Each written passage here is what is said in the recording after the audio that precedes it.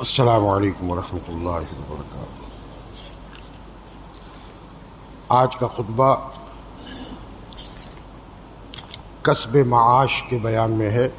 یعنی روزی کمانا۔ اس میں جو حدیثیں اور آیتیں ہیں ان کا ترجمہ سنایا جا رہا ہے۔ احادیث مبارکہ، ارشاد فرمایا رسول اللہ صلی اللہ علیہ وسلم نے کہ حلال کمائی کا تلاش کرنا ایک فرض ہے بعد فرض کے یعنی اور فریضے جو ہیں یہ رزق حلال کی طلب میں تم سے ضائع نہ ہو جائیں، ساقط نہ ہو جائیں، یعنی مثلا نماز وغیرہ ہے، اس کا اہتمام ضروری ہے، اول نمبر پر ہے، اور اس کے بعد پھر رزق حلال میں لگنا یہ بھی اور فرائض کی طرح ایک فریضہ ہے اللہ تعالیٰ کی طرف سے۔ تو نماز ہی زیادہ تر آڑے آتی ہے، اور یا رمضان شریف میں کہہ لیں کہ روزہ ہوتا ہے، تو روزہ اور نماز یہ دونوں چیزیں تم کو اپنے وہ رزق کی تلاش جو ہے وہ تم کو روزے اور نماز وغیرہ سے نہ بے نیاز کر دے، اس کوشش میں مت رہنا۔ اور یہ ایک طے بات ہے، یقینی بات ہے کہ رزق جو لکھا ہے وہ مل کر رہے گا۔ اللہ تبارک و تعالیٰ اور رسول اللہ صلی اللہ علیہ وسلم نے اللہ تعالیٰ کی طرف منسوب کر کے ایک جملہ فرمایا ہے جس کا مفہوم میرے ذہن میں ہے کہ انسان کو اس کی موت، اس کا رزق اسی طرح ڈھونڈتا ہے جس طرح اس کو اس کی موت ڈھونڈتی ہے۔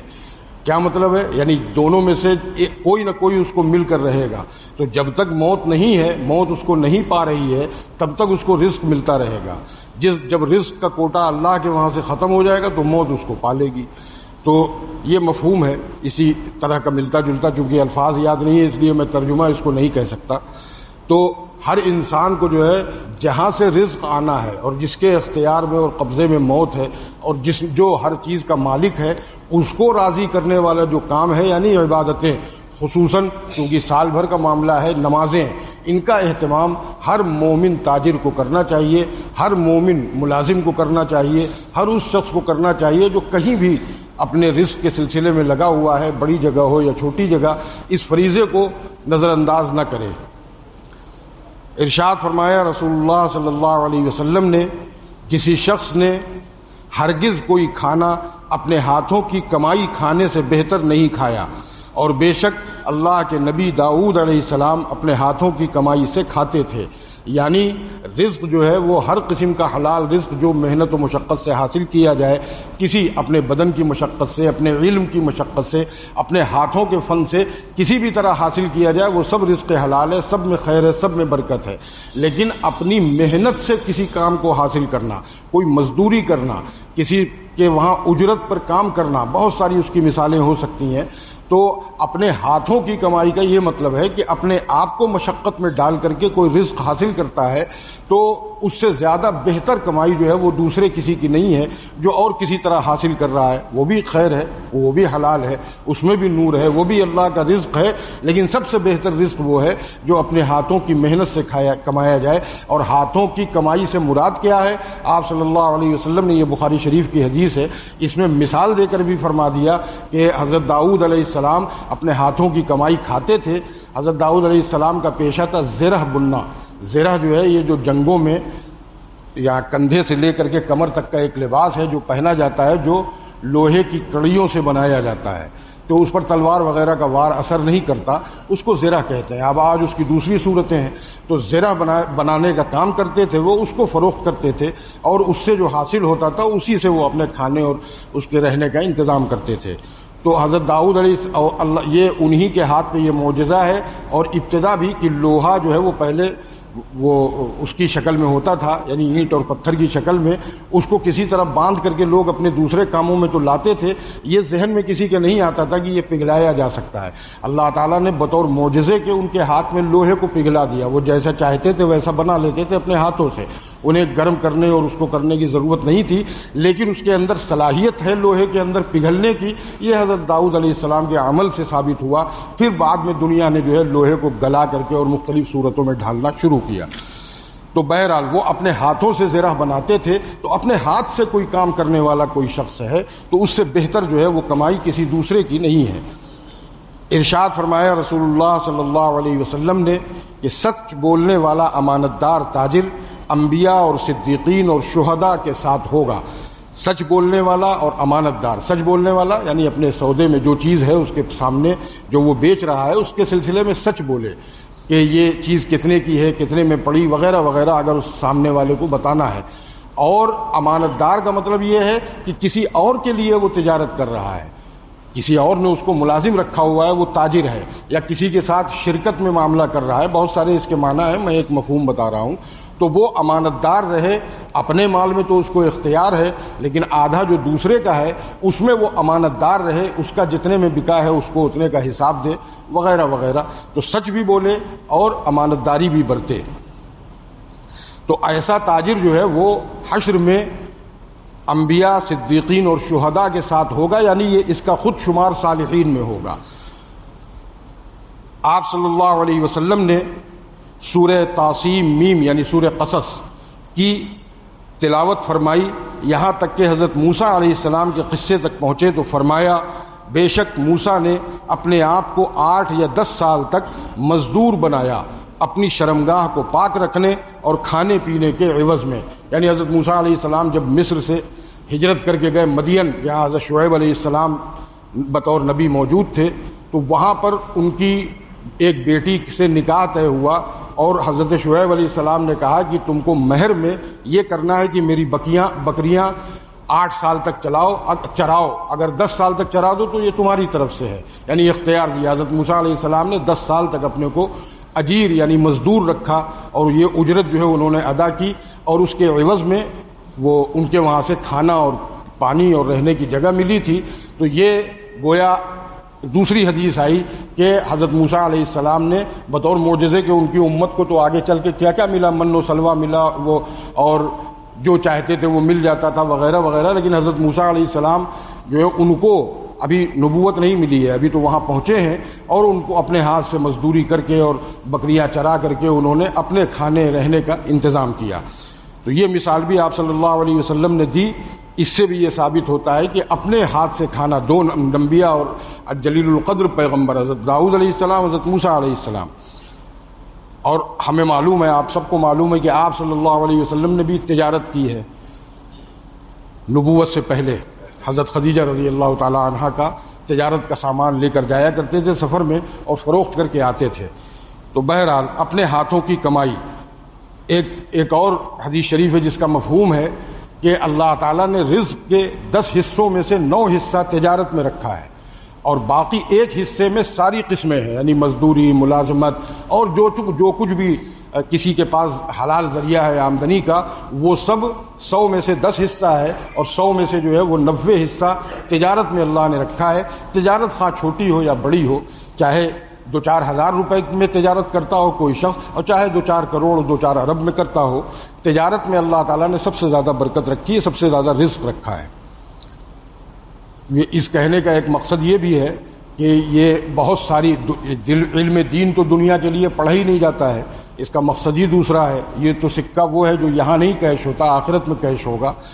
جو دنیاوی علوم حاصل کیے جاتے ہیں ان سب کی اجازت ہے، جائز ہے، کسی قسم کی کوئی ممانعت نہیں ہے، حلال دائرے میں رہ کر کے حرام سے بچتے ہوئے سب حاصل کرے، لیکن اتنا زیادہ اس کے پیچھے نہ پڑے۔ زیادہ کوشش کرنی چاہیے تجارت قائم کرنے کی۔ مسلمانوں کے لیے تو حضور صلی اللہ علیہ وسلم کا فرمان موجود ہے، اتنا لاکھوں بلکہ اب تو کروڑوں خرچ ہو جاتے ہیں بعض ڈگریاں ایسی ہیں جن کو حاصل کرنے میں، اور اس کے بعد معلوم ہوا آپ لائن میں لگے ہوئے ہیں، 50 جگہ خالی ہوئی، 50,000 آدمی لگے ہوئے ہیں لائن میں کہ کس کو ملتا ہے۔ پھر جو لوگ محتاط ہیں وہ محتاط ہیں، لیکن اکثر و بیشتر یہ ہوتا ہے کہ کچھ دے دلا کے کہیں سے وہ حاصل ہو جائے، تو حاصل بھی ہوا تو رشوت دے کر کے۔ اس کے بجائے رسول اللہ صلی اللہ علیہ وسلم کے فرمان پر عمل کریں اور حلال تجارت کا ذریعہ اختیار کریں۔ وہ جتنا روپیہ اس میں پھونک دیا اتنا کسی تجارت میں لگاتے تو جانے کہاں سے کہاں پہنچ جاتے۔ تو بہرحال اس پر بھی دھیان دینے کی ضرورت ہے ہم مومنین کو۔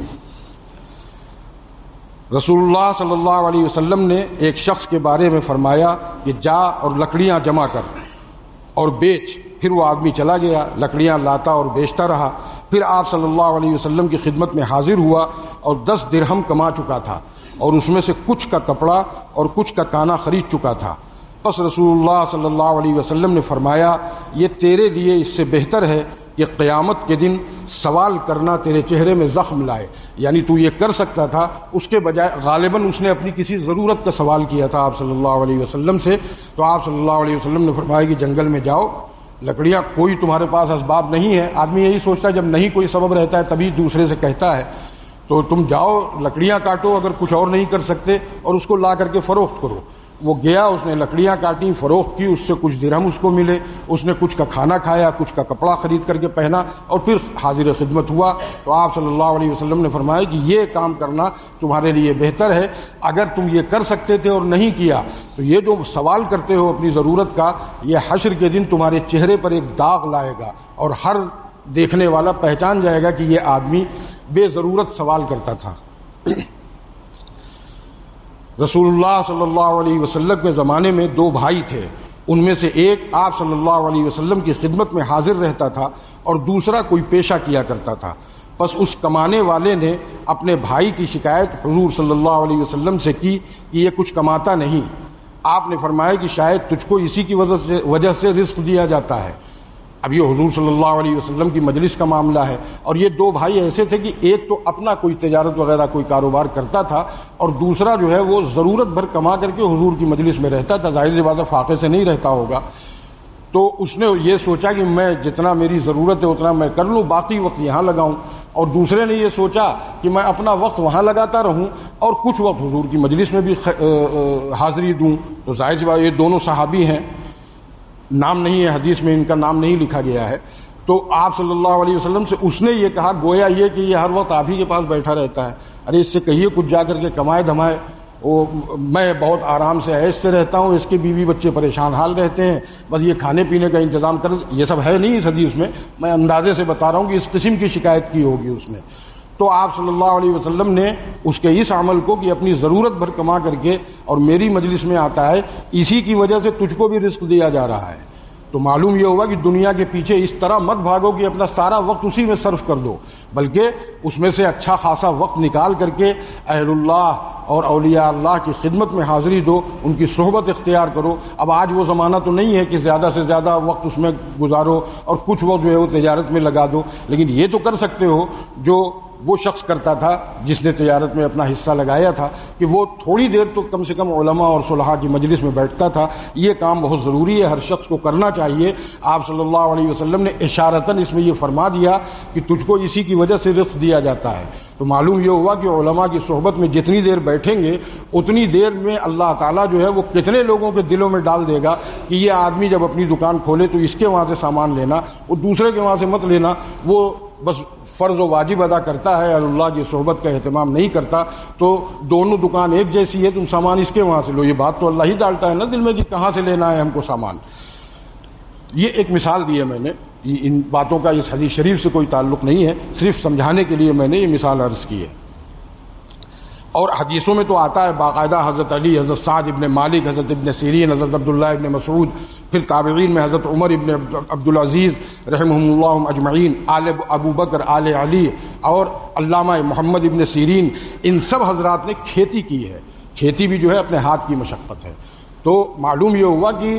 اللہ تعالیٰ نے اپنے کام میں بجائے ملازمت کے اپنے کام میں زیادہ خیر و زیادہ برکت رکھی ہے، اپنے کام سے اپنے ہاتھوں سے محنت کرنی چاہیے۔ دوسرا کام جو ہے اگر کسی کی ملازمت میں تو یہ نہ ممنوع ہے نہ کچھ ہے، حلال طریقے سے کوئی شخص کما رہا ہے وہ بھی خیر ہے، وہ بھی رزق ہے اور اس میں بھی اللہ نے برکت رکھی ہے، لیکن زیادہ برکت اس میں ہے کہ اپنے ہاتھوں کی محنت سے کمائے۔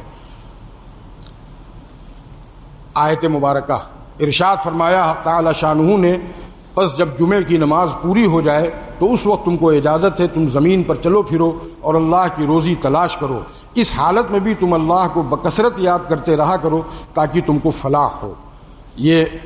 سورہ جمعہ کا دوسرا رکوع جو ہے اس کی ابتدائی آیات میں سے ہے، دوسری آیت ہے۔ اس سے پہلے والی آیت میں اللہ تعالیٰ نے فرمایا ہے کہ جب جمعے کی اذان کہہ دی جائے، پکار دیا جائے، تو اس کے بعد خرید و فروخت، بیع و شراء وغیرہ بالکل بند کر دو اور مسجد کی طرف جانے کی کوشش کرو، اور اس میں سعی کا لفظ ہے، یعنی اپنی انتہائی کوشش اور سارا زور اس پر لگاؤ کہ اب کیسے میں مسجد پہنچوں۔ اب اس زمانے میں تو ظاہر سی بات ہے کہ اس مسجد نبوی شریف میں اذان ہوئی تو اطراف کے لوگ جو ہے وہ سب چلے آئے، اور مسجد قباء میں بھی اسی وقت اذان ہوئی تو وہاں کے لوگ سب چلے گئے، اور آج بھی وہاں یہ ہے کہ ایک ہی وقت میں سب جگہ اذان ہوتی ہے، تھوڑی دیر کے لیے یعنی 1 گھنٹے کے لیے مان لیجئے 1.5 گھنٹے کے لیے کاروبار سب نے بند کر دیا، سب مسجدوں میں چلے گئے۔ لیکن یہاں ہندوستان میں معاملہ بالکل دوسرا ہے کہ یہاں جو ہے وہ اب یہاں جو ہے وہ 1:20 پر خطبے کا وقت ہے،